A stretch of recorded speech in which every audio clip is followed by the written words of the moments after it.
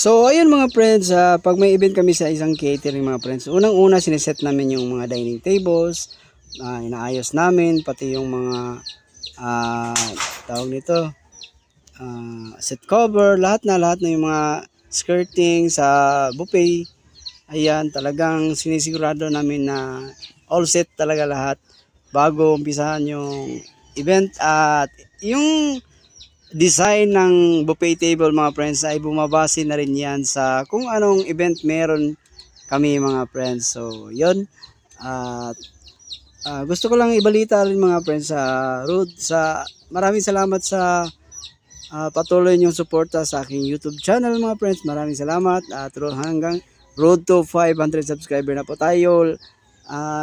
Sobrang konti na lang po at ma-hit na natin yung 500 subscribers. Sana ma-hit natin yun bago matapos itong taon na to. At patuloy nyo pa rin akong suportahan yung aking video.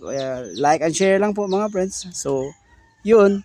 Itong nakikita nyo ngayon, ito yan. Yan, beef stick. Tapos ito yung nadaanan natin kanina. Ay ano yun. Fried chicken. So, yun.